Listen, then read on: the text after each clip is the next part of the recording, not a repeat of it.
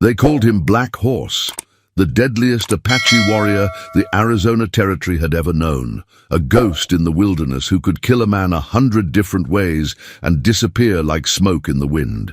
His name alone made hardened frontiersmen wake in cold sweat. But on a scorching summer day in 1870, this feared warrior found something that would shake his world to its core. A white woman, half dead in the merciless desert, abandoned by her own people after disease claimed her family. What happened next would become a legend. Against every tribal law and tradition, Black Horse did the unthinkable. He took her as his wife. This isn't just a love story. This is the tale of how the most feared Apache warrior and a desperate white widow defied two worlds and changed the frontier forever.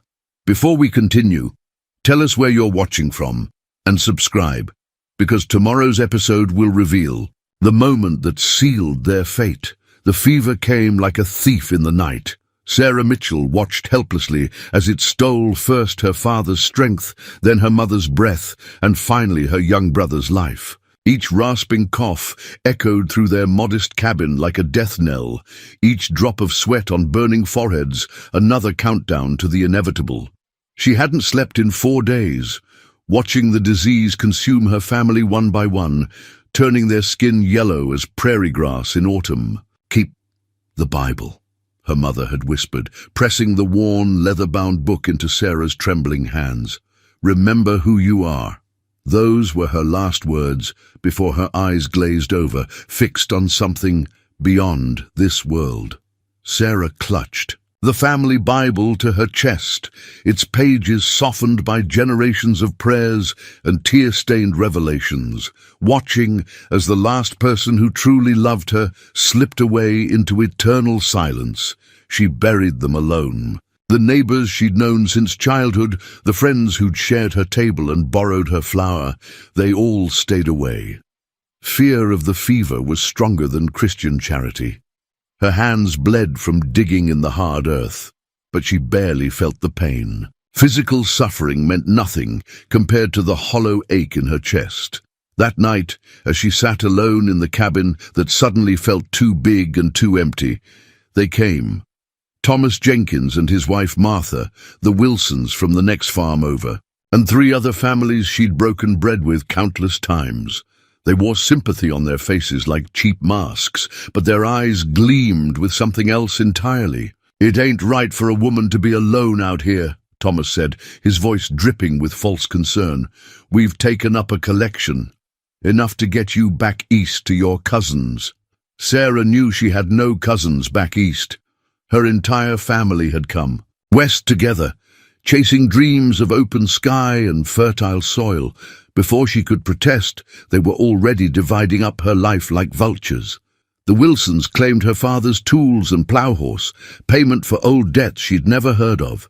Martha Jenkins helped herself to her mother's china and quilts, claiming they'd fetch a good price to fund Sarah's journey. Even her food stores vanished into greedy hands.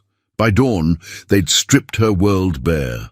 All that remained was her mother's Bible, a few days' worth of dried meat, and the clothes on her back.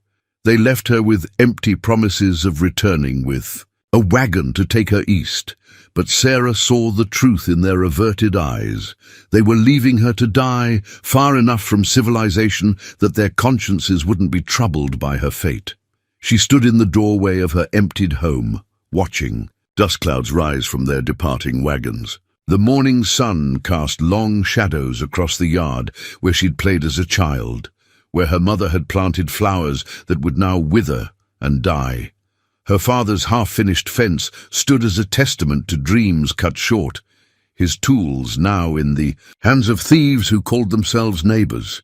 The Bible's weight in her hands anchored her to reality. Opening it with trembling fingers, she traced the familiar handwriting recording births, deaths, and marriages. 4 generations of Mitchells had lived, loved, and died within these pages. Now she was the last, standing alone at the edge of the world with nothing but their memories and her own fierce will to survive. "I will not die here," she whispered to the empty air, her voice growing stronger with each word. "I will not give them the satisfaction." She had no idea that her declaration would echo through time, that her story would become legend. She didn't know that somewhere out there, a warrior called Black Horse was riding the boundaries of his territory, and that fate was already drawing their paths together like iron to a lodestone. Sarah Mitchell took one last look at the cabin that had been her home, squared her shoulders, and stepped into the wilderness. She had no way of knowing that this moment, this desperate, terrifying moment, was actually the beginning of something extraordinary. Something that would change not just her life, but the very fabric of the frontier itself. The Arizona sun was a merciless executioner. By midday of her third day in the wilderness, Sarah's lips had cracked like dried riverbeds, her tongue swollen and useless in her parched mouth. The few sips remaining in her water skin had grown hot enough to scald, but she forced herself to ration them, one precious drop at a time. Each step felt like walking through molten lead. Her world had shrunk to the broken wagon wheel she'd found half buried in the sand, the only shelter for miles in this God-forgiving desert. She'd dragged it upright, propping it against a sun-bleached boulder to create a sliver of shade barely wide enough for her shoulders. Now she huddled there, watching her shadow shrink as the sun climbed higher, knowing that when it disappeared completely, she'd have to move or die where she sat. The Bible lay open in her lap, its pages fluttering in the hot wind like dying birds' wings. She'd tried reading Psalms for comfort, but the words blurred and danced before her eyes. Instead, she traced her fingers over her mother's handwriting, letting the familiar loops and curves anchor her to consciousness. "The Lord is my shepherd," she whispered, her voice as rough as sandpaper. "I shall not want—" A rattlesnake's warning buzz sent ice through her veins, despite the heat. The creature had emerged from beneath a nearby rock, its scales gleaming like newly minted coins in the sunlight. Sarah watched it, too exhausted to feel proper fear. The snake's eyes seemed to mock her, as if saying, "This is my domain, pale. Evase. You don't belong here."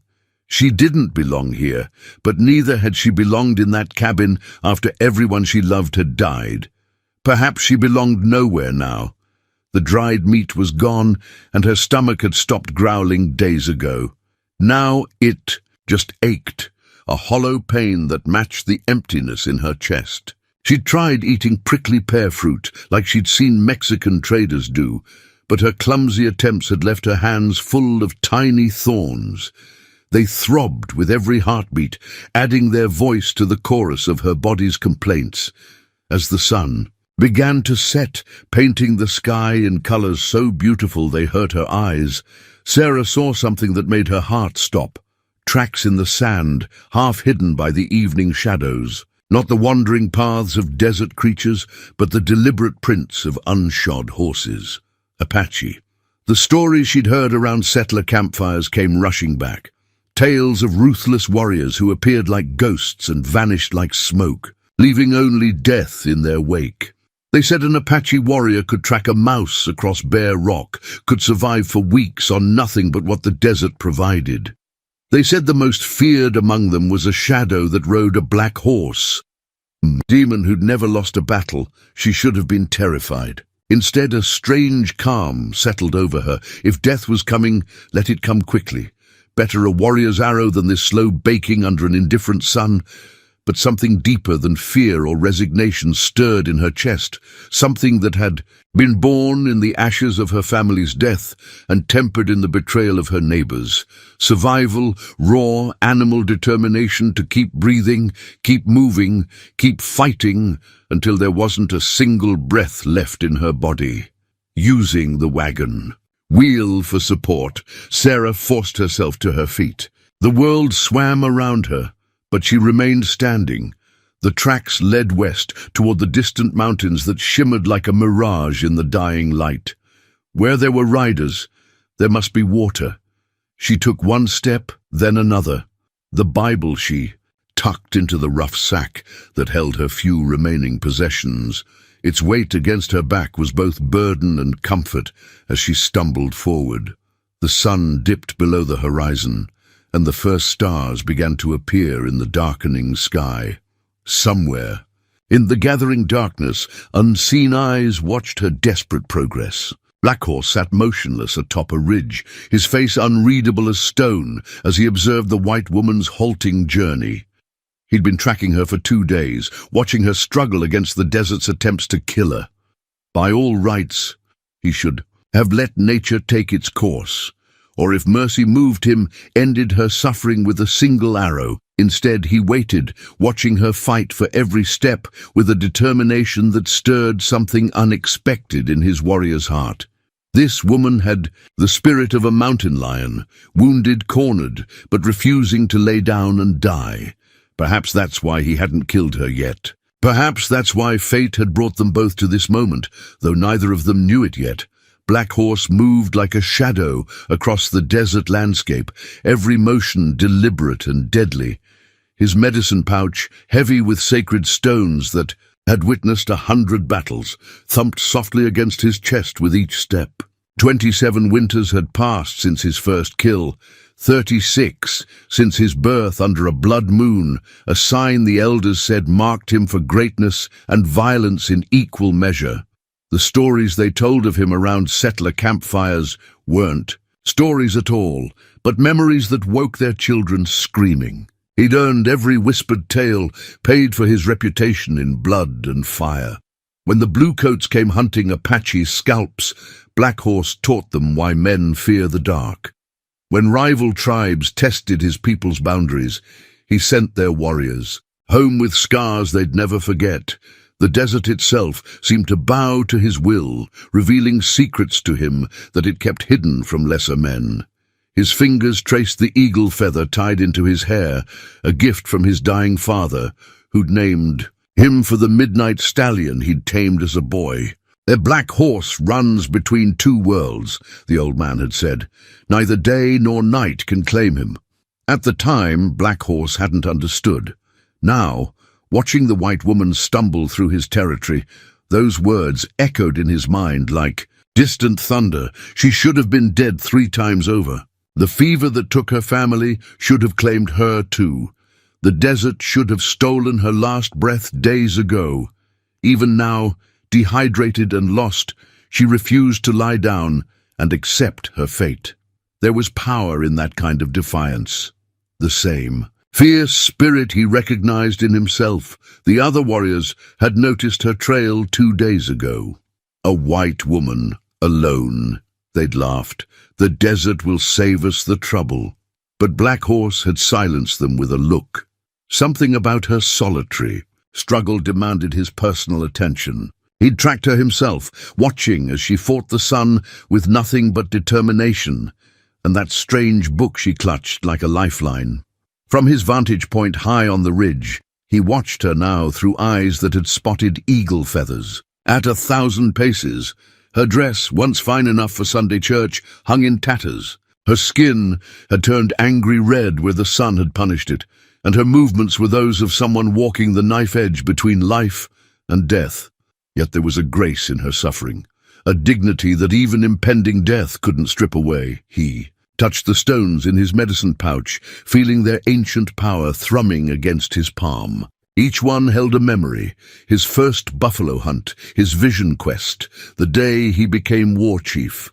The spirits had guided him true through every battle and raid, but now they whispered something different, something that made his warrior's heart beat with unfamiliar rhythm.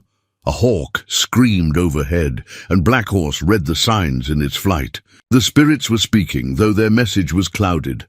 This woman's presence in his territory was no accident. The desert had led her here for a purpose, just as it had led him to witness her desperate journey. His horse, black as a starless night, shifted restlessly beneath him. The animal sensed its master's unusual hesitation. Never before had Black Horse waited so long to decide a trespasser's fate. One signal from him would end this strange vigil. A single arrow, a quick death, more mercy than most whites could expect in Apache territory. Instead, he watched. The sun began to sink, painting the desert in colors no white man had words for. Soon the cold would come, bitter as a spurned lover's curse. The woman stumbled again, caught herself, forced another step. Blood stained her tracks now. Her feet were leaving pieces of themselves on the merciless ground. Black Horse felt the weight of destiny settling around his shoulders like a heavy winter blanket. The spirits had shown him many paths in his life, led him to victories that would be sung about for generations. But this moment felt different. This decision would change more than just his own fate. He touched the wolf fang that hung at his throat, his most powerful protection charm. The legends his people told spoke of warriors who had violated tribal law for the sake of destiny. Their names were whispered around fires as either cautionary tales or epic victories, with nothing in between. There was no middle ground for such choices. The woman fell again. This time, she didn't get up. Death, Sarah decided, felt like burning ice. Her body shivered violently even as the desert heat scorched her skin. The ground beneath her cheek was still warm from the day's sun, but she couldn't stop trembling. Strange shapes danced at the edges of her vision. Perhaps the angels her mother had promised would guide them home. The sound reached her first, the soft thud of unshod hooves on sand. Then a shadow fell across her face, blocking out the first stars of evening. Sarah forced her eyes to focus, and her heart stopped. He sat astride a horse as black as midnight, a warrior straight from her darkest nightmares. Countless coup feathers adorned his hair, each one representing a victory in battle. Scars marked his chest like a map of violence. But it was his eyes that trapped her. Dark, fierce, and impossibly ancient, as if they held all the mysteries of this savage land within them. In one fluid motion, he dismounted. Sarah tried to move, to crawl away, to fight, but her body had finally betrayed her. She could only watch as he approached, his steps silent as a hunting cat's. He carried a water skin made of deer hide, worn smooth by years of use. The sight of it made her parched throat constrict painfully. "If you're going to kill me," she whispered through cracked lips, "be quick about it."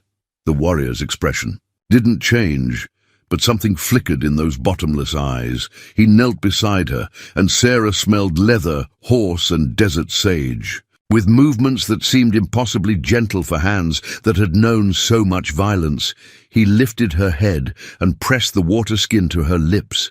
The first drop of water felt like life itself flooding back into her body. She wanted to gulp it, desperately, but his strong hands controlled the flow, preventing her from drinking too quickly. When he finally pulled the water skin away, Sarah felt tears cutting trails through the dust on her cheeks. "Why?" she managed to ask. He said nothing, but reached down and lifted her as easily as if she were a child. The world spun dizzyingly around her as he placed her on his horse. His hands were calloused but careful, positioning her securely before mounting behind her. The horse's warmth seeped into her bones, and she felt consciousness slipping away. Again, the last thing Sarah registered was the warrior's arm around her waist, solid as iron, holding her steady as they began to move through the gathering darkness. She should have been terrified. This man was everything she'd been taught to. Fear. Instead, she felt something impossible. Safe. Black Horse felt the exact moment the woman's body went limp against him. He adjusted his grip, keeping her secure as his horse picked its way through the desert night. The decision had been made. The instant he saw her fall, the spirits had placed her in his path for a reason, and he would not ignore their will. But as he rode through his territory with this white woman in his arms, Black Horse felt the weight of taboo pressing down on him like a physical thing. No Apache warrior had ever taken a white woman into the tribe, not to keep, not to protect. To do so was to invite the anger of both worlds down upon his head. Yet something about her refused to let him ride away. Perhaps it was the way she'd faced death without begging or weeping. Perhaps it was the quiet dignity she'd maintained, even as the desert tried to strip it from her. Or perhaps it was something deeper, something that spoke to the part of him that had always stood apart, even among his own people. The water skin bounced lightly against his leg as they rode. now half empty from saving her life. It was an old thing given to him by his mother before her death. She had told him it would show him the way when his path seemed darkest. At the time, he'd thought she meant it would help him find water in the desert. Now he wondered if she'd seen something. More, ahead lay the Apache camp, and with it, a decision that would change everything. His people would expect him to either kill her or ransom her back to the whites. Instead, he was about to do something unprecedented. The thought should have troubled him more than it did. The woman stirred slightly in his arms, muttering something in her fever dreams. Without thinking, Black Horse tightened his hold, offering what comfort he could. In that simple gesture, he felt the future shifting like sand in a storm. There would be no turning back from this path once he took it. His horse seemed to sense his thoughts, picking up speed as if eager to reach whatever destiny awaited them. The stars wheeled overhead, ancient and indifferent to the drama unfolding beneath them. But Black Horse felt their weight like countless eyes, watching to see what would happen when the most feared Apache warrior brought home the one thing he'd never been expected to capture: hope. Dawn broke over the desert like shattered glass, sharp edges of light cutting through the night's remaining shadows. Sarah drifted between consciousness and fever dreams, aware only of the steady rhythm of hoofbeats and the iron-strong arm that held her upright. Every breath brought the scent of leather, sage, and something wild, the essence of the warrior who had become her unlikely savior. Black Horse felt the woman's fever burning through her skin like a brand. They needed to stop. She wouldn't survive another day of riding in this condition. His eyes scanned the terrain with predatory precision until he found what he sought: a hidden canyon where ancient ones had once made their homes. Here they would make their stand against death. He eased her down from the horse, feeling how light she had become, as if the desert had already begun to consume her. Her skin was fire-hot, her breathing shallow, as he laid her in the shade of a towering rock wall. Her eyes fluttered open, fever-bright but surprisingly lucid. "You should have left me to die," she whispered in English. Black Horse understood more of the white man's tongue than he let on, but he chose to respond in Apache, his voice deep and measured. "The spirits did not guide me to you for death." He pulled something from a bundle tied to his saddle, a pair of moccasins crafted by his sister's hands. They were meant as a gift for a future bride, but now they would serve a different purpose.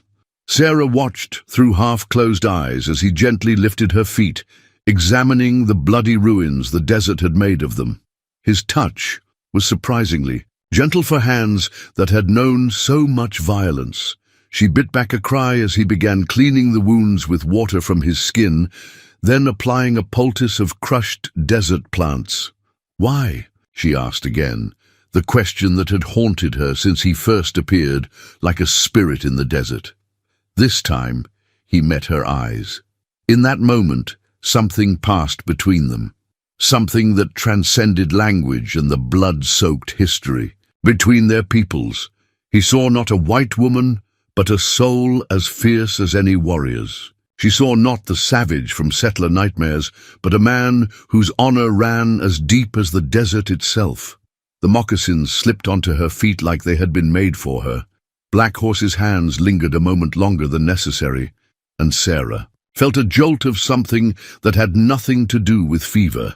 He turned away abruptly, moving to secure their perimeter with the precision of a lifetime of survival.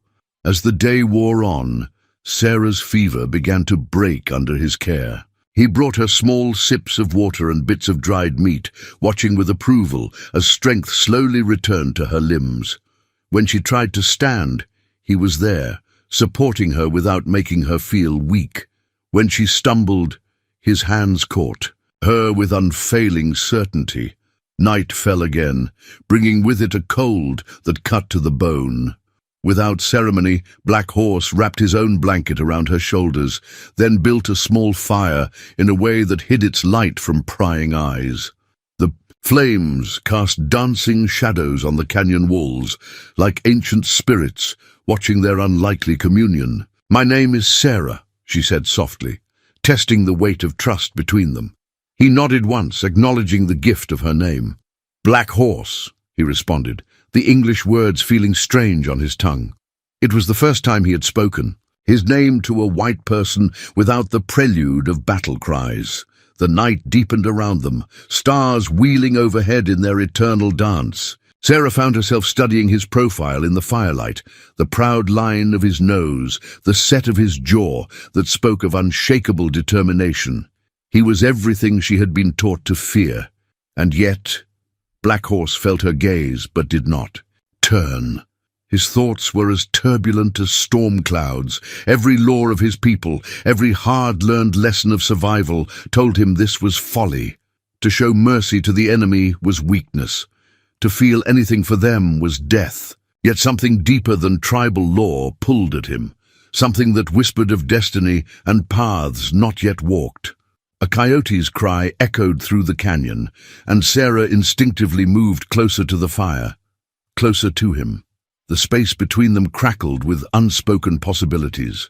They were two worlds meeting in the person of two outcasts, a warrior who had chosen mercy over law, and a woman who had found strength in losing everything. Tomorrow would bring its own battles.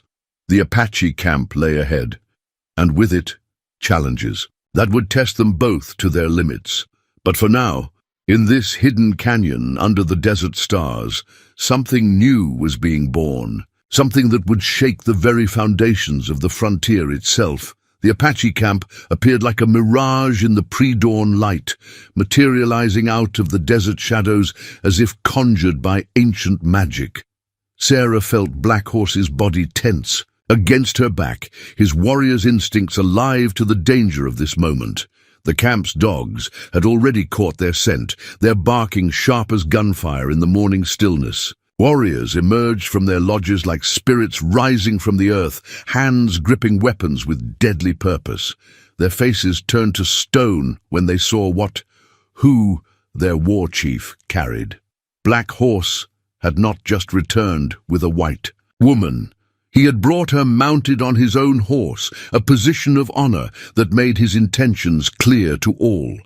A ceremonial blanket hung outside the medicine man's lodge, its intricate patterns telling stories of power and prophecy. The old man himself stood before it now, his eyes sharp as hawk's talons as he watched their approach. Running Bear, they called him, and his word could make or break this fragile moment. Black Horse dismounted in one fluid motion, then reached up to help Sarah down. His hands lingered at her waist a heartbeat longer than necessary, a gesture not lost on the watching tribe. She stood on trembling legs, the moccasins he'd given her marking her first step between worlds. "You bring death." "To our camp, Black Horse," Running Bear's voice cracked like distant thunder. "The white woman's people will come hunting her. Let them come." Black Horse's reply cut through the morning air like a war lance. "They abandoned her to the desert's judgment. The desert gave her to me." A murmur rippled through the gathering. Crowd, children peered from behind their mothers' skirts, their eyes wide at the sight of the pale-faced woman. Warriors gripped their weapons tighter, generations of bloodshed and betrayal making their fingers itch for action. Sarah felt the weight of 100 hostile stares, but she forced herself to stand straight. She had not survived fever, betrayal, and the merciless desert to cower now. Her eyes met Running Bear's unflinching gaze, and in that moment something passed between them, a recognition of strength that transcended the barriers of race and hatred. The medicine man moved forward, his ceremonial staff striking the earth with each step. The blanket behind him seemed to ripple with power, its patterns shifting in the growing light like living things. He circled Sarah slowly, reading the signs that only his ancient wisdom could interpret. "She walks with death," he declared finally, his voice carrying to every corner of the camp, but not as its victim. "Death fears her." His weathered hand reached out, touching the spot above her heart. "The spirits whisper her name. They say she is meant to be here." Black Horse's hand had never left the small of her back, a touch that anchored her to this moment, to this impossible reality. Now he stepped forward, his voice ringing with authority that no warrior would dare challenge. "She is under my protection. Any hand raised against her strikes at me." The words hung in the air like smoke from a signal fire. Every person in the camp understood their weight. Black Horse had never taken a wife, had never shown interest in any woman, Apache or otherwise. His dedication to warfare was legendary. Now he stood ready to kill for a white woman, to die for her if necessary. Running Bear lifted his staff, and the blanket behind him caught the first real rays of sunrise, its colors blazing like fire. "The spirits have spoken through signs and dreams," he announced. "Black Horse brings us not an enemy, but a bridge between worlds. She will stay." The tension in the camp broke like a fever.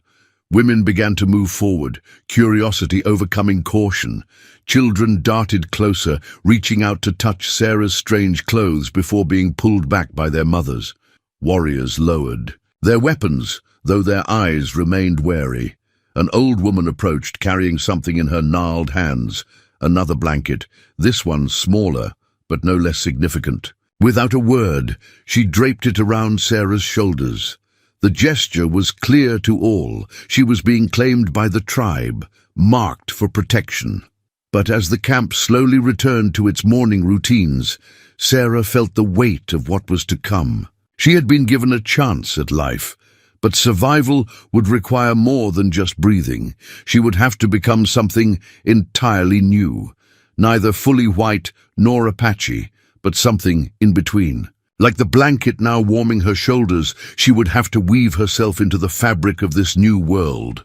Black Horse watched it all with unreadable eyes, but his hand never left her back. In that touch lay everything unsaid between them. Promise and warning, protection and possession. The sun climbed higher, burning away the last shadows of dawn, but some shadows would remain. They had won this first battle, but the war for survival was just beginning. Blood dripped from Sarah's hands onto the clay pot she was learning to make, each crimson drop a testament to her determination. The rough clay had torn her soft palms. Raw, but she refused to stop. Around her, the Apache women watched with a mixture of curiosity and growing respect. She had been at it since dawn, failing again and again, but never once complaining. "Your hands are too soft, Grey Dove," Black Horse's sister said in halting English, "like a child's." There was no mockery in her voice, only statement of fact. She reached down, taking Sarah's bleeding hands in her own calloused ones. "But they will learn, like your heart must learn." Sarah watched as Grey Dove demonstrated the technique again, her skilled fingers coaxing the clay into perfect submission. The older woman's hands told a story of survival, each scar, each hardened patch, speaking of years of labor and determination. These were the hands that built life in the desert, that turned nothing into something, death into survival. The clay remembers, Grey Dove continued, switching to Apache. Though Sarah understood only a few words, the meaning flowed through the movement of Grey Dove's hands. "It remembers every touch, every intention. Make it with fear, it breaks. Make it with strength." The pot took shape, like magic beneath her fingers. From across the camp, Sarah felt Black Horse's eyes on her. He stood with his warriors, preparing for a hunt, but his attention kept straying to her lessons. Their gazes met briefly, and something electric passed between them. Since that first night in the canyon, they had barely spoken, yet something profound was growing in the silence. A sharp pain brought Sarah's attention back to her work. Blood welled from a new cut, but this time she smiled. Each wound was a lesson. Each scar would be a story.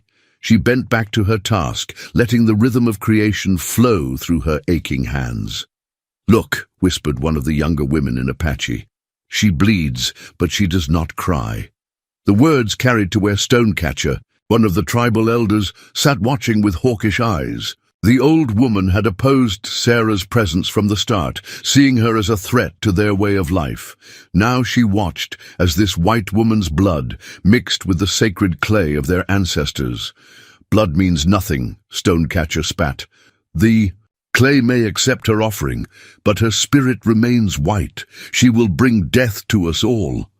Grey Dove's hands stilled on her own pot. The spirits guide Black Horse's heart, she answered calmly. Would you question their wisdom? The tension crackled like lightning before a storm. The women stopped their work, watching the confrontation unfold. Sarah might not understand all the words, but she felt the weight of this moment. Her hands kept moving, steady despite the pain. Stonecatcher rose, her ancient frame straight as a lance. I question the wisdom of a warrior who thinks with his loins instead of his head. This white snake will strike when we least expect it. Her kind always do. The words had barely left her mouth when Black Horse materialized between them, silent as a shadow and twice as dangerous. His presence sent a ripple of tension through the gathering. He said nothing, but his hand rested casually on his knife, a gesture that spoke volumes. "My brother," Grey Dove said softly, "the Old One speaks from fear, not wisdom." Sarah stood slowly, her bloody hands cradling the imperfect pot she had created. With deliberate care, she walked to Stonecatcher and held out her creation. The old woman's eyes widened at this unexpected gesture. "I bleed into your clay," Sarah said in careful Apache, words she had practiced in secret. "I learn your ways. I am not here to destroy. I am here to become." A profound silence fell over the camp. Even the wind seemed to hold its breath. Stonecatcher stared at the offered pot, at the blood-marked clay that dared to bridge two worlds. Slowly, her weathered hands reached out. The pot passed between them like a peace offering, like a promise. Stonecatcher's fingers traced the uneven edges, reading the story of Sarah's struggle in every flaw and triumph.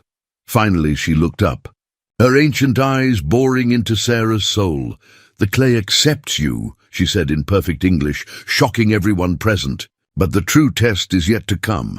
Pray you are strong enough when it does." Black Horse's hand had never left his knife, but now tension bled from his shoulders. He looked at Sarah with something like pride, though his warrior's face revealed nothing to the casual observer.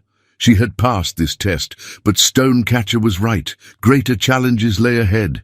Sarah's hands throbbed with honest pain, and her heart beat with honest fear. But as she met Black Horse's gaze again, she felt something else growing stronger than both, a determination that ran deeper than blood, than clay, than the very earth beneath their feet. She would become something new here, something neither white nor Apache had seen before. The desert wind picked up, carrying with it the scent of coming change. In the distance, storm clouds gathered over the mountains, promising either destruction or renewal. Only time would tell which. The hunting knife felt foreign in Sarah's hand, its bone handle smooth from generations of Apache warriors' grips. Black Horse had presented it to her at dawn, before the entire tribe, his eyes holding hers with an intensity that made her breath catch. The message was clear. Today she would prove her worth or die trying. 3 days, Running Bear had announced, his voice carrying across the hushed camp. 3 days alone in the desert. Return with a deer, or do not return at all. The challenge had come from Thunder Eyes, Black Horse's rival since childhood. "If she wants to be Apache," he had sneered, "let her hunt like Apache." The words were carefully chosen, not a direct challenge to Black Horse's authority, but a test no warrior could refuse on behalf of one they protected.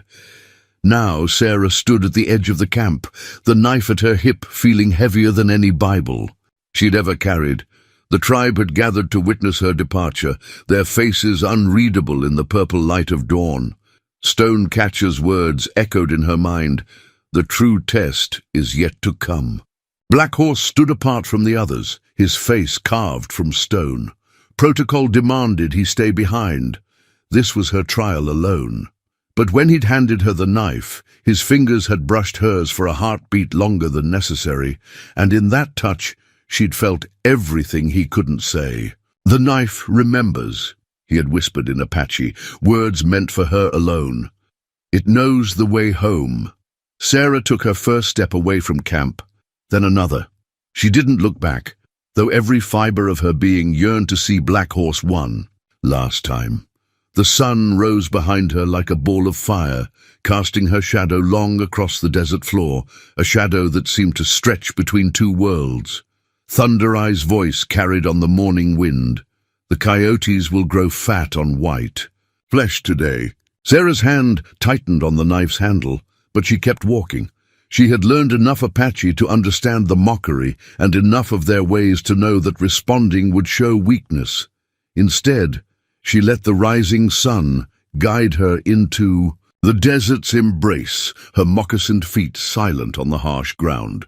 The first day tested her body. The second day tested her mind. By the third day, Sarah understood that this trial was testing her very soul. The desert had stripped away everything she thought she knew about survival, about herself. The knife at her hip had become more than a weapon. It was a lifeline, a connection to the man who had saved her and the people she desperately wanted to call her own. She had tracked a deer since dawn, following signs Black Horse had taught her to read in their brief moments together. Blood from her cracked lips dripped onto the parched earth, but she barely noticed. The deer's tracks were getting fresher. It was close. The animal appeared like a spirit through the heat waves. A young buck, strong but not too large for her to handle. Sarah's world narrowed to this moment, to the space between heartbeats. The knife seemed to sing in her hand, calling for blood. Everything Black Horse had whispered to her in stolen moments came rushing back. The way to approach, the angle of attack, the sacred words to thank the spirit of the prey. Her feet moved without conscious thought, her body becoming one with the desert's rhythm. The buck sensed her too late. The knife flew true, finding its mark with devastating precision. Blood bloomed like a red flower in the desert sand. Sarah completed the ritual exactly as she had been taught, honoring the animal's sacrifice with Apache words that no longer felt foreign on her tongue. As she worked, a lone hawk circled overhead, the same hawk that had marked her first day in the tribe, a sign she knew now that the spirits were watching.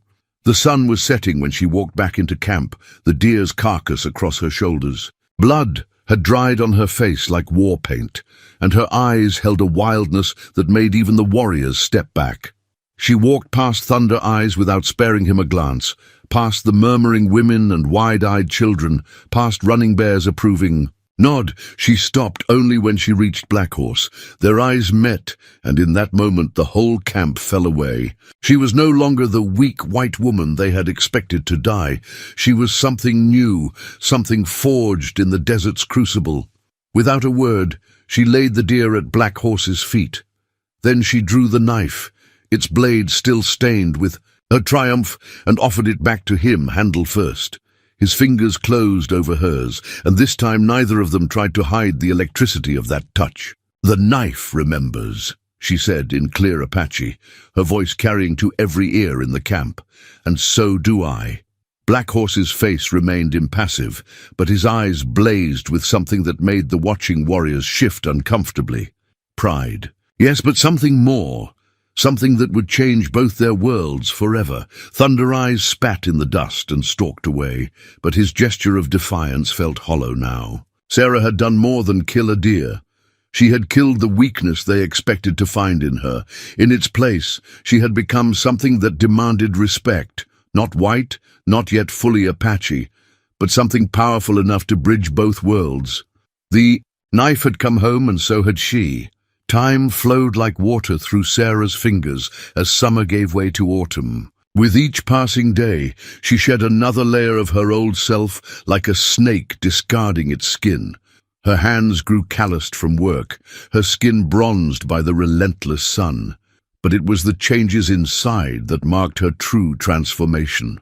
Around her neck hung a beaded necklace she had crafted herself, each bead a testament to her growing mastery of Apache arts. The women had taught her their secrets, not freely at first, but with growing acceptance as she proved herself again and again. The necklace caught the light as she worked, its patterns telling a story of belonging that grew stronger with each passing day. Black Horse watched her from across the camp, his dark eyes following her movements with an intensity that made the air between them crackle like lightning. They rarely spoke, but their silence held more meaning than any words could carry. The whole tribe could feel it, the growing tension between their fearsome war chief and the white woman who was no longer truly white.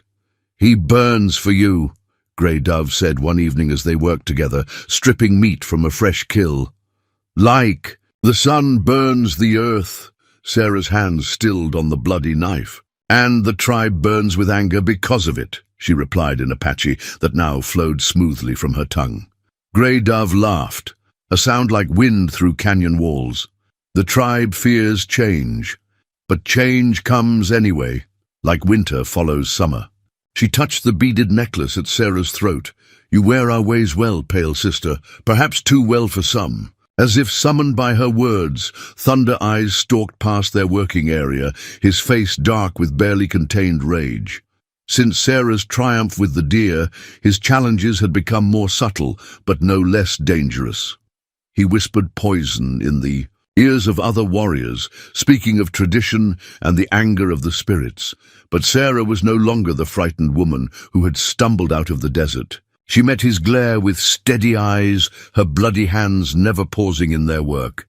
She had learned that strength came in many forms, and silence could cut deeper than any knife.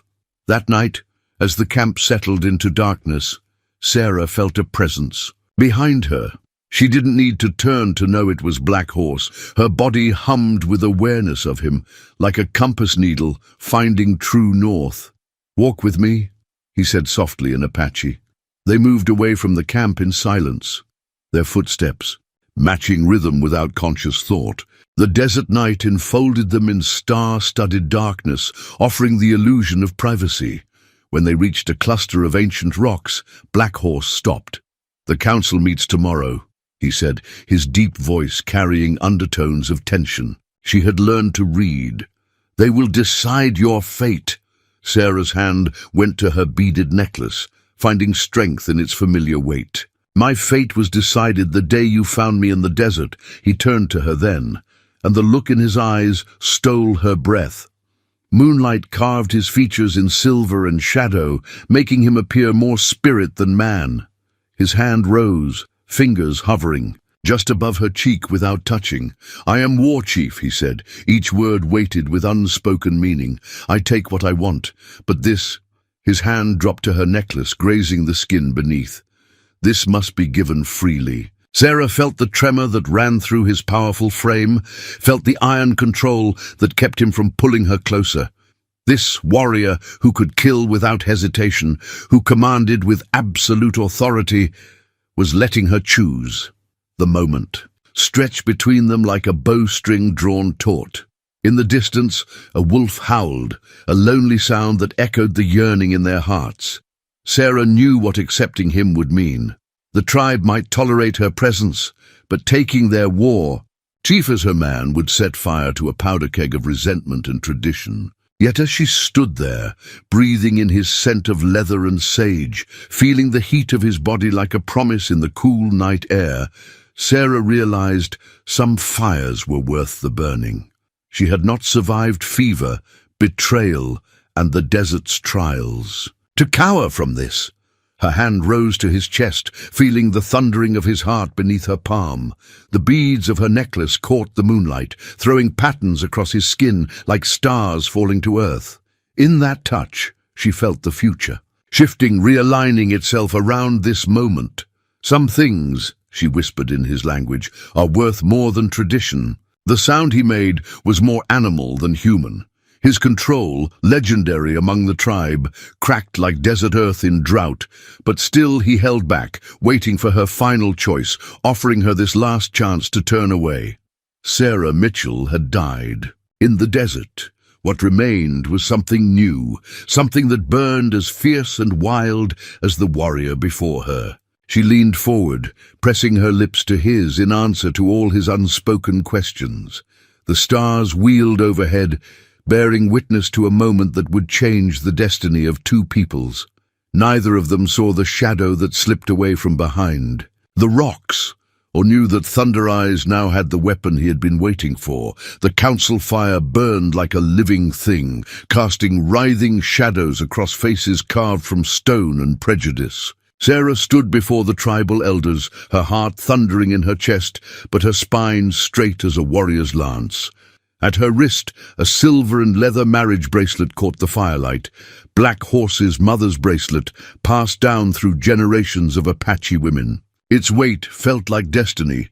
Thunder Eye's voice cut through the night air like a poisoned arrow. She wears our sacred things, like a child playing dress-up. She wraps our war chief around her pale fingers like a snake. Will we let this white witch destroy everything our ancestors built? The words hung in the smoke-thick air. Sarah felt Black Horse tense beside her, his body coiled like a mountain lion ready to strike. But this was her battle to fight. "I wear your ways," she said in clear, strong Apache, "not as a costume, but as my skin. I bleed your blood, dream your dreams, fight your fights." Her hand touched the marriage bracelet. "I love as your women love, with every breath, every heartbeat, every dawn." Running Bear rose from his place at the council fire, his ancient face unreadable in the dancing light. "Love." He spat the word like a curse. "Love does not wash away generations of blood spilled between our peoples. Love does not erase the memories of children torn from mothers' arms, of villages burned, of treaties broken." "No," Sarah agreed, her voice carrying to every corner of the gathering. "Love does not erase the past, but it can build the future." Stonecatcher laughed, a harsh, cutting sound. "What future? One where our proud warriors breed pale-skinned children? Where our ancient ways dissolve like morning mist?" Black Horse stepped forward then, his presence commanding immediate silence. The firelight painted war stripes across his face, making him look like a spirit of vengeance made flesh. "I have killed more enemies of the people than any warrior here. I have spilled white blood until it ran like rivers. But the spirits sent her to us. To me, would you question their wisdom?" Thunder Eyes moved like a striking snake. "The spirits, or your desire for white flesh?" He turned to the council, arms spread wide. "See how she has already weakened him. Our greatest warrior now speaks of spirits when he thinks with his. The word never left his mouth. Black Horse's hand closed around his throat with lethal precision. The camp went deadly silent. Every breath held, every heart stopped. One squeeze, and Thunder Eyes would join his ancestors. Enough! The command cracked like summer lightning. Running Bear stood, his medicine staff raised high. "Release him, Black Horse. Blood spilled in council taints the spirit's voice." Slowly, Black Horse's fingers unclenched. Thunder Eyes stumbled back, gasping, hatred burning in his eyes. Sarah moved then, removing the marriage bracelet from her wrist. The silver caught the firelight one last time as she held it out to Running Bear. "My life was forfeit in the desert. Black Horse gave it back to me. Everything I am now, I choose to be, but I will not be the cause of division among the people. If the council says I must go, I will go." The bracelet dangled between them like a question. Running Bear's ancient eyes studied her face, reading the truth written there. After what felt like eternity, he spoke. "When I was a boy, my grandmother told me of a prophecy. She spoke of a time when the wolf and the deer would drink from the same stream, when ancient enemies would forge new paths." He took the bracelet from Sarah's trembling fingers. "I did not understand then. Perhaps I do now." He turned to face the gathered tribe. "The world is changing around us like wind reshapes the desert. We can stand rigid like dead trees until we break, or we can bend, grow, become stronger." His gaze swept the circle. "Black Horse brings us not just a bride, but a bridge. The spirits have shown their will. Who are we to deny them?" With movements made elegant by decades of ceremony, Running Bear returned the bracelet to Sarah's wrist, but he did not let go immediately. Instead, he pressed something else into her palm, a small medicine pouch, ancient and powerful. "Welcome to the people," he said softly. "May your children carry the strength of both worlds in their hearts." The council fire crackled and spat, sending sparks spiraling up to join the stars. Sarah felt Black Horse's hand find hers, felt the future crystallizing around them like morning frost. But in the shadows beyond the firelight, Thunder Eye's face promised that this victory had come with a price. Some fires once lit burn until they consume everything in their path. Dawn painted the desert blood red on the morning of the ceremony. Sarah stood in Grey Dove's lodge as skilled hands worked to transform her into an Apache bride. Her wedding dress was a masterpiece of two worlds, buckskin as soft as sin, adorned with intricate beadwork that told the story of her journey from death to life, from white to Apache, from lost to found. "The spirits are restless today, Stone," Catcher murmured as she wove sacred eagle feathers into Sarah's hair. The old woman's acceptance had come at a price. She now treated Sarah as a vessel of prophecy, something both blessed and cursed. "They dance between worlds, as you do." Outside, the camp hummed with tension disguised as celebration. Warriors painted themselves for ceremony rather than war, but their eyes remained sharp, scanning the horizon for threats. Black Horse had doubled. The guards, he knew as well as any that their enemies would see this day as either an opportunity or an abomination. Thunder Eyes had disappeared 2 days ago, riding out alone despite the council's orders. "Hunting," he'd claimed, but every warrior knew hunting was not done in the days before a chief's wedding. His absence hung over the camp like a storm cloud promising lightning. "It is time," Grey Dove announced, stepping back to survey her work. The women fell silent, taking in the sight of their war chief's chosen bride. Sarah caught her reflection in a polished silver plate, a wedding gift from a Mexican trader. The woman who stared back was neither white nor Apache, but something new, something dangerous, something beautiful. Her mother's Bible was tucked into a beaded pouch at her hip, while Running Bear's medicine bag hung at her throat. 2 kinds of power. 2 kinds of protection. The ceremony ground had been prepared with ritual precision. 4 sacred arrows marked the cardinal directions, their fletching dyed with colors representing the elements. Black Horse waited at the center, magnificent in his war chief's regalia. Their eyes met across the space and the world seemed to hold its breath. Running Bear's voice carried across the gathered tribe. "Today, we witness more than a marriage. We witness a bridge being built between worlds. The spirits themselves have blessed this union, but blessings can become curses if the price is not paid in full." Sarah walked the ceremonial path alone, each step burning with meaning. The tribe watched in silence as she approached their war chief, their eyes filled with emotions that ranged from awe to barely concealed hatred. Every step carried her further, from her old life, closer to a future no one had dared imagine. Black Horse's hand reached for hers, and the moment their fingers touched, a wind whipped through the camp, scattering embers from the sacred fire. Some gasped, seeing it as an omen. But Sarah felt only the electric current that had sparked between them since that first desperate day in the desert. "I claim you," Black Horse said in Apache, his voice carrying the weight of mountains. "Before the spirits, before the people, before all worlds that watch, I choose you." Sarah responded in the same tongue, her words ringing with clear conviction. "Before your gods and mine, before all that was and all that will be." Running Bear raised his medicine staff, beginning the ancient words that would bind them together. But before he could finish the first phrase, a cry split the air. "Riders!" The word shattered the ceremony like a stone through glass. Warriors reached for weapons as women grabbed children. Through the chaos, Sarah felt Black Horse's hand tighten on hers, refusing to let go even as his other hand found his knife. Through the swirling dust, figures emerged on horseback. Not the blue-coated soldiers they'd feared, but Apache raiders. From a rival band. At their head rode Thunder Eyes, his face twisted in triumphant hatred.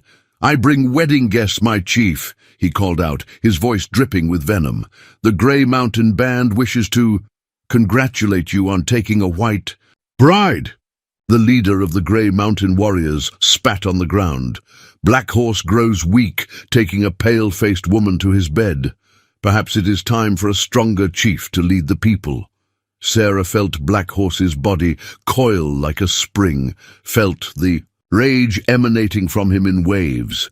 But before he could move, she stepped forward, still resplendent in her wedding dress. "I am not the weakness you think I am," she declared in perfect Apache, her voice carrying across the suddenly silent gathering. "I am the strength of two worlds combined, and any man who doubts that can face me here and now."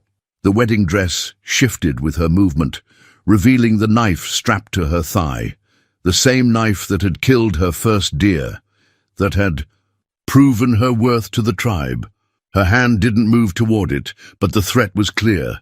Black Horse's laugh was sudden and fierce, the sound of a warrior proud of his chosen mate. The Grey Mountain raiders shifted uneasily in their saddles, unprepared for this white woman who spoke like an Apache and carried herself like a war chief's wife. Thunder Eye's face twisted with fury at seeing his plan backfire, but he had set forces in motion that could not be stopped. Blood would flow before this day was done, and the desert itself would bear witness to the price of breaking ancient ways. Blood and dust stained Sarah's wedding dress as she crouched behind the council lodge, pressing a ragged cloth against Grey Dove's wounded shoulder. The arrow had missed its lethal mark, but the message was clear. The Grey Mountain band didn't care who they hurt in their quest for dominance. In her hands, she clutched a weathered map stolen from a dead cavalry scout, a map that showed the true reason for Thunder Eye's treachery. Blue marks indicated soldier camps, red marks showed planned settlement sites, and there in the middle, marked for destruction, was their home. "They come," Grey Dove whispered through pain-clenched teeth. "Not just the Grey Mountain dogs, but the bluecoats too.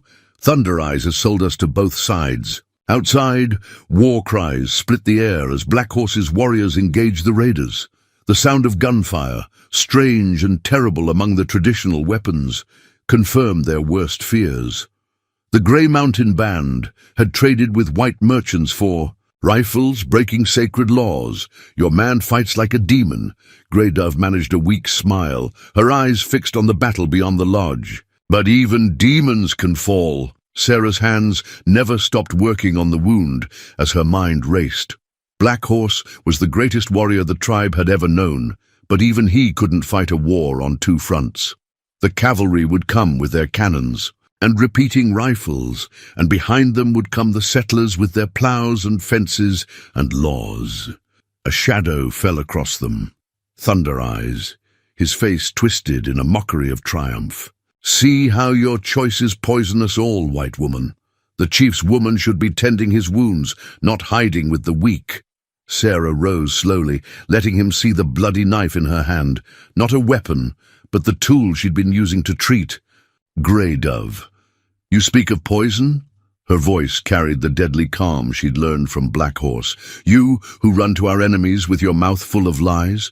Who bring guns among a people who still honor the old ways?" "The old ways," Thunder Eyes spat. "The old ways are dead. Black Horse is too blind to see it, too proud to adapt. The Bluecoats offer peace if we help them clear the territory of the other bands. The Grey Mountain Chief offers alliance through his daughter's hand. Instead, our mighty war chief warms his bed with pale-faced death. And what do they offer you?" Sarah's words cut like winter wind. "A chance to be chief? A few coins? A pat on the head from your new masters?" His hand shot out, fingers closing around her throat. But Sarah had learned more than just words from her time among the Apache. The knife moved without conscious thought, opening a line of red across his chest, not deep enough to kill, but enough to make him stumble back in shock. "I learned the old ways," she said, advancing on him. "I learned them with my blood and sweat. And tears. What have you learned from your new friends except treachery?" A war cry shattered the moment. Black Horse's voice, calling his warriors to him. Thunder Eye's face contorted with rage and fear. "It doesn't matter," he snarled. "The soldiers come. The settlers come. Change comes. Your death will be the spark that lights the fire." He turned to flee, but Sarah's voice stopped him. "You're right about one thing. Change comes, but not the way you think." She snatched up the map, letting him see it clearly. "The blue coats betrayed you already. They deal with the grey mountain band too, promising them the same things. You're not an ally, you're a tool, and tools get discarded." Doubt flickered in Thunder Eye's face as his eyes traced the map's markings. The evidence of his own manipulation was written there in blue and red lines. The cavalry's plans to pit the Apache bands against each other, then sweep in to claim the territory once they'd weakened themselves with fighting. A horn blew in the distance. 3 sharp blasts. The grey mountain raiders were pulling back. Thunder Eyes stood frozen, caught between his hatred and the brutal truth Sarah had shown him. "Choose now," Sarah said, pressing the bloody knife into his hands. "Die for their lies or live for your people's truth." The sound of hoofbeats grew closer, Black Horse returning from the fight. Thunder Eyes looked at the knife, at the map, at the woman who had become more Apache than he was. In that moment, the future balanced on a knife's edge, and the weight of his choice would echo through all their lives like thunder through canyon walls. The letter arrived with the dawn, carried by a half-dead Mexican trader who'd been paid in gold to deliver it. Sarah's hands trembled as she recognized the handwriting. Martha Jenkins, the woman who had helped strip her home bare and leave her for dead. "Dearest Sarah," the letter read, its false sweetness dripping like poison. "We were so relieved to hear you're alive, living among the savages. Your property remains in our safekeeping. Return to us, denounce the Apache, and all will be forgiven. The army promises safe passage. Refuse, and I fear what necessity will force them to do." Black Horse watched her face as she read, reading. The storm of emotions there, like he would read tracks in the desert. "They think they own you still," he said softly in Apache. "Like they think they own the earth and sky." Sarah crushed the letter in her fist. Through the lodge's entrance, she could see Thomas Jenkins and 3 other men from her old life, waiting at the edge of Apache territory under a white flag. They looked small and pale, like cave fish that had never seen the sun. "They own nothing," she answered in the same tongue, her voice hard as desert stone. "Not me, not this land, not even their own honor." But the sight of them had awakened something she thought long buried. Memories of Sunday socials, of civilized dinners, of a world where she had once belonged. The woman she had been whispered from that past, asking impossible questions about choice and belonging.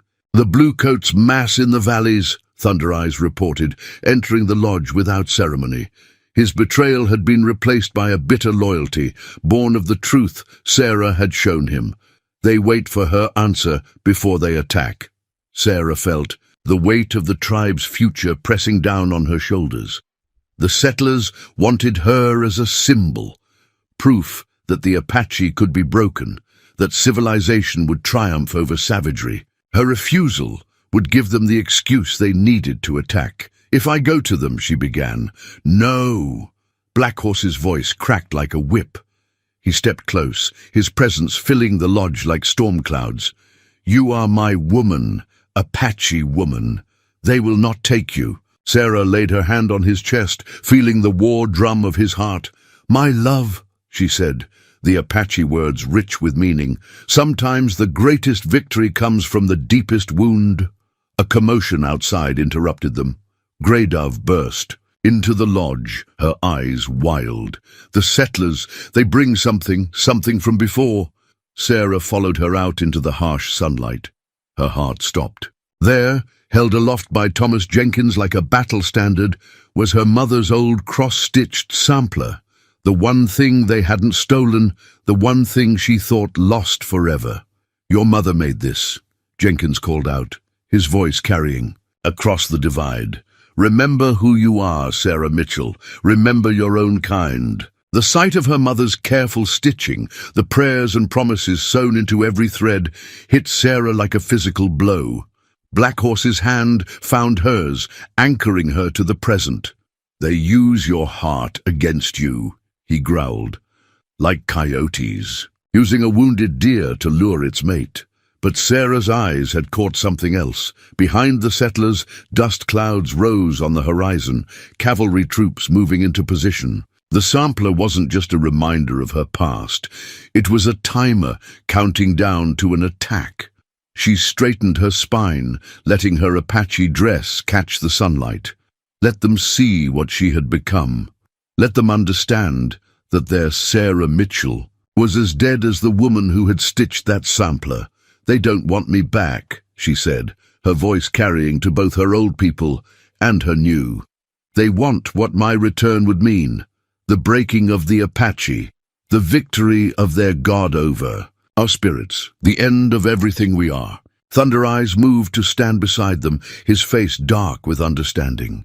"Then let them come. Let them learn that some things cannot be broken." The wind shifted, bringing the smell of soldier coffee and gun oil. Soon the hills would echo with war cries and rifle fire. But in this moment, Sarah felt the power of her position between two worlds. She was no longer the weak link they thought to exploit. She was the blade that would cut through their plans. "Tell them," she commanded Thunder Eyes in English. "Tell them Sarah Mitchell died in the desert. Tell them Black Horse's woman sends them back to their masters with a warning. Any man who crosses our boundaries will feed the vultures."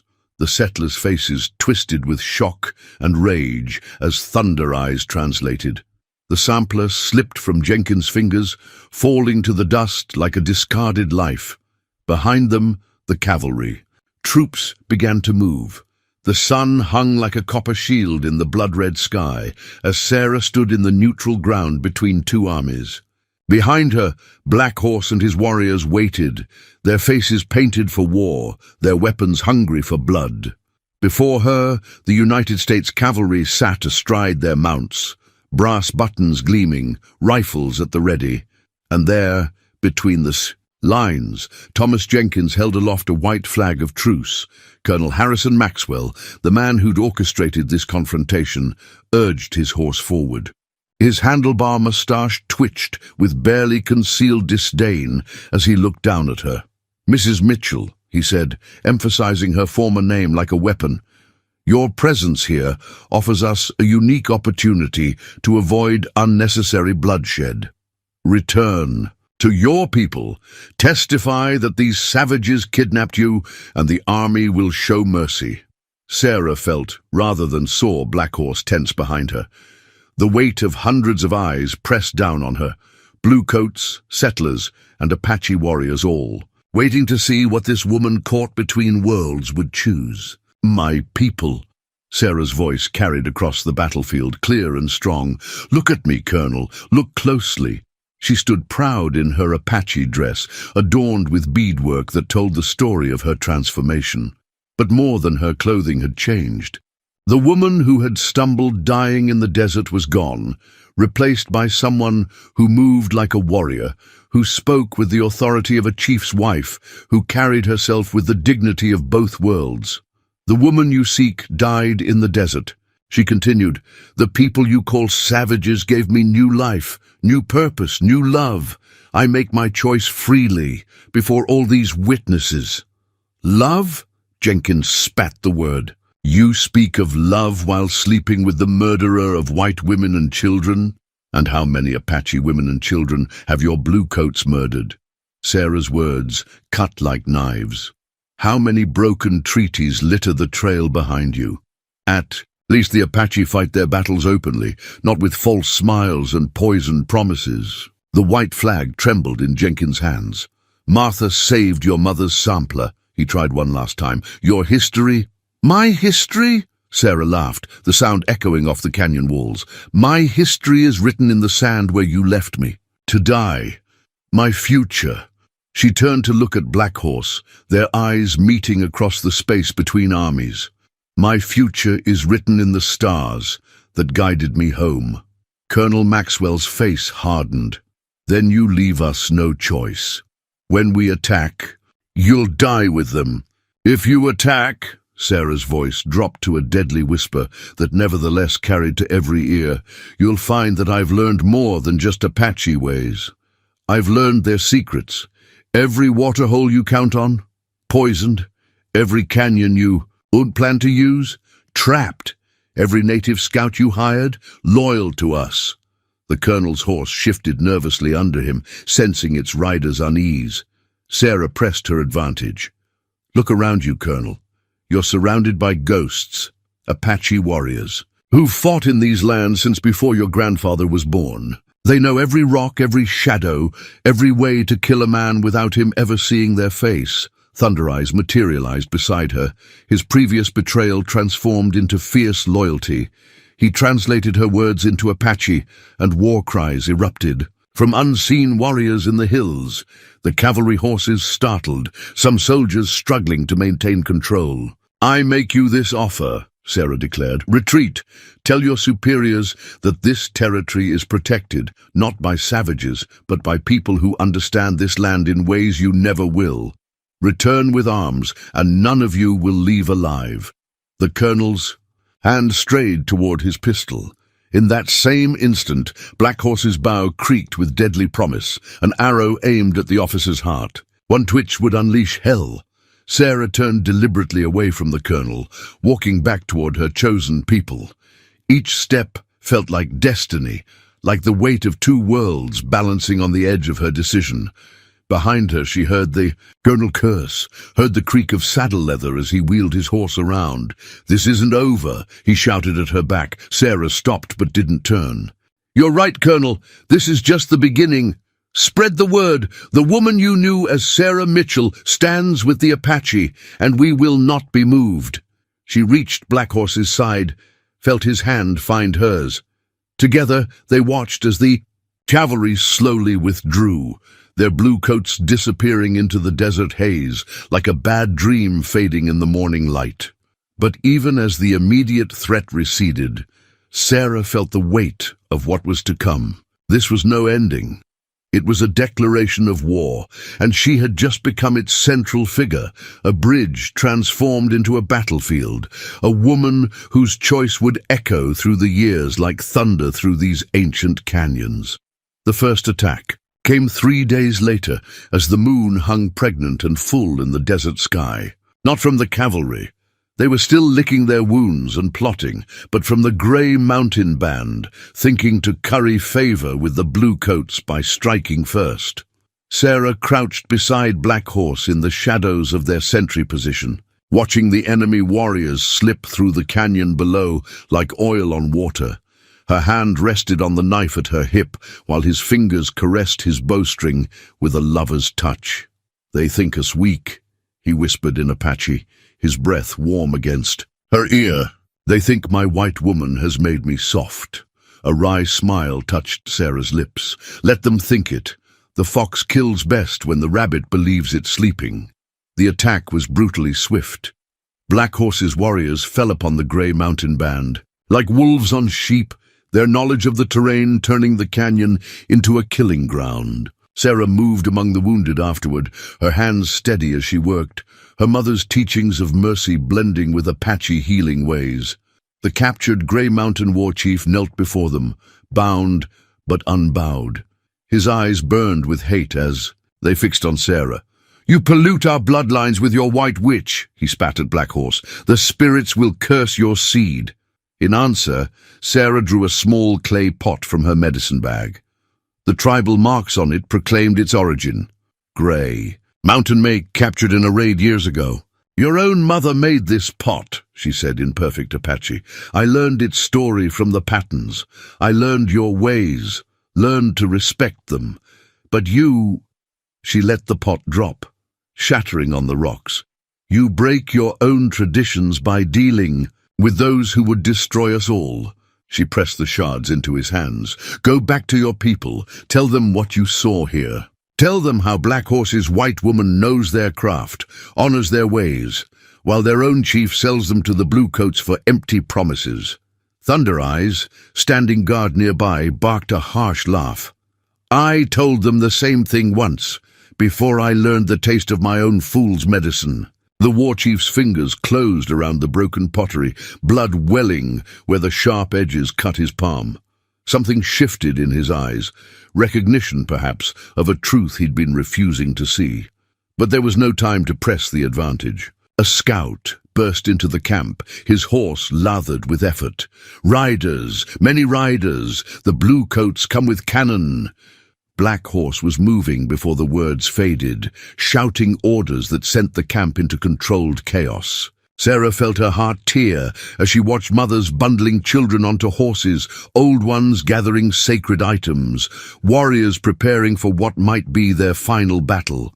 "You know what must be done," Black Horse said, turning to her. His face was painted for war, but his eyes held the same fire that had drawn her from the beginning. Sarah nodded. They had prepared for this, had known it would come. While the tribe scattered to their prepared positions in the high country, she would lead a smaller group to execute a desperate plan. She mounted her horse, feeling the weight of responsibility, settle around her shoulders like a familiar blanket. Thunder Eyes and 5 other warriors would ride with her, once enemies, now bound by a common cause. "If we fail," Thunder Eyes said quietly, "the people die." "Then we don't fail," Sarah replied, her voice hard as desert stone. Black Horse caught her reins before she could ride out, pulling her close. Their kiss tasted of war paint and destiny. "Return to me," he commanded. "Always," she promised, the word carrying the weight of 2 worlds in its syllables. They parted ways as the first light of dawn painted the sky. Black Horse leading the tribe to safety, Sarah riding toward danger. In her saddlebag, carefully wrapped in leather, lay their last hope, a peace pipe, its stone bowl carved with symbols from both Apache and white traditions. But this was no ordinary pipe of peace. Like Sarah herself, it held secrets that would change the shape of the coming battle. The thunder of cavalry hooves echoed through the canyons behind them. The game was on, and the stakes were nothing less than survival itself. Sarah touched the medicine bag at her throat, feeling the power of both her worlds pulsing within it. Before this day was done, blood would soak the desert sand, and the true meaning of loyalty would be written in the savage language of war. The canyon walls loomed like ancient gods as Sarah led her small band through the shadow-strewn passages. Behind them, the cavalry's advanced scouts were falling into her trap, following the obvious trail she'd left.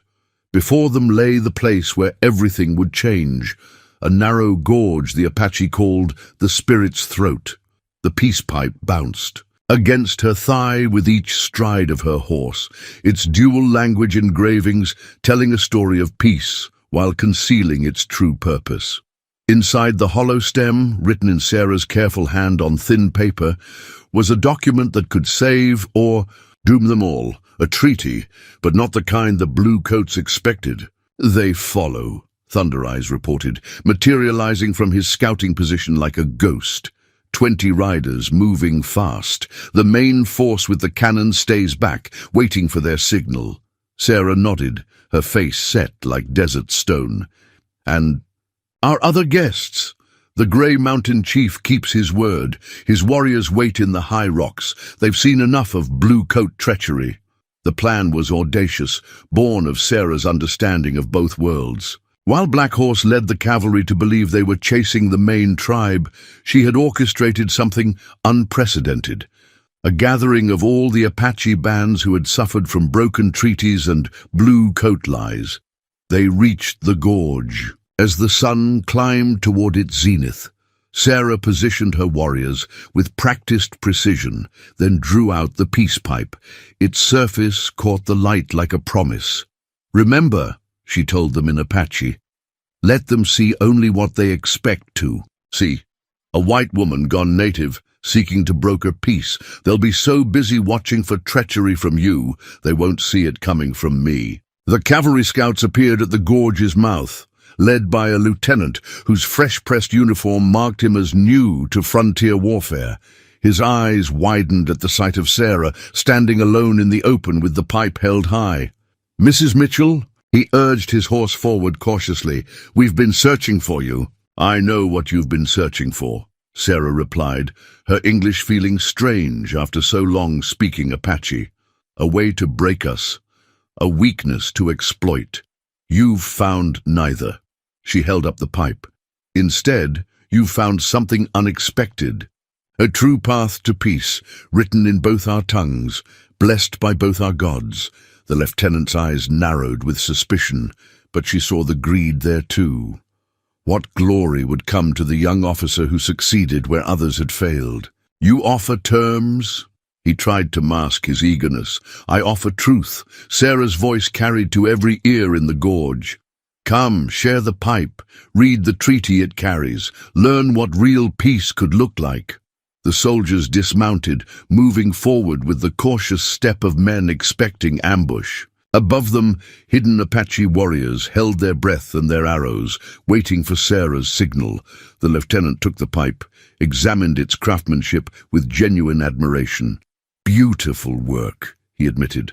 Your husband's people are skilled. Artisans, my people, Sarah corrected firmly. I chose them and they chose me.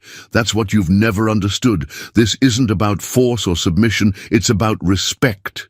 She caught movement at the corner of her eye, more riders appearing.